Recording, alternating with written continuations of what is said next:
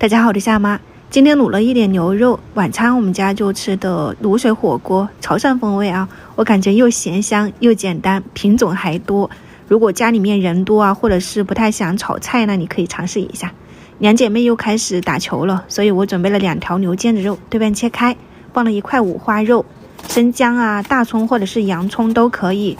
煮给孩子吃的我就没有放辣卤了，就是那种卤料包啊，用的潮汕卤汁，它是卤水啊、卤油都有了，就不需要调味，给它抓拌均匀。如果你没有这一个，你就自己去炒一下料，然后调配一下，然后放到锅里面，给它稍微的拌均匀，加入清水没过这个肉就可以了。我感觉我这个肉比较多哈，我又倒了1包进去，稍微的开火给它煮一煮，煮开了以后把浮沫撇干净，转成小火。慢慢的去给它焖煮，大概我煮了1个小时，4点半开始煮的，煮到了5点半。这个带回来的锅盖尺寸也是刚刚好的，就中途我有多翻2次面的，你用筷子能够轻松穿透，其实都已经熟了。想要更趴呀、更入味道，你就放到卤水里面泡1个晚上。但我们今天吃火锅啊，我就没有这样做了，我捞出来一部分，其他的就倒到火锅盆子里面，不够了加点清水，用一点大葱啊、蒜苗点缀一下。卤好的牛腱子肉切片直接吃，也可以放到火锅里面煮一煮。还有五花肉啊，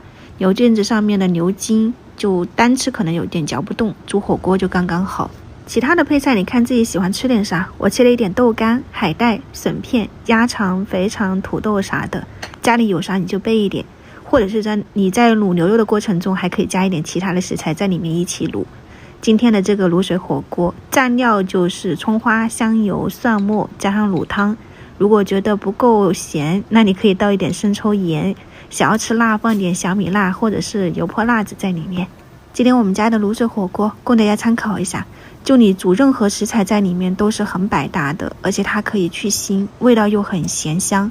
能吃辣的不能吃辣的都能接受，而且味道它也不寡淡，特别的香。你也可以一锅全部煮在里面，人多嘛就夹起来就食材丰富。今天我们就先开吃了哈，喜欢去试一下，我明天再见，拜拜。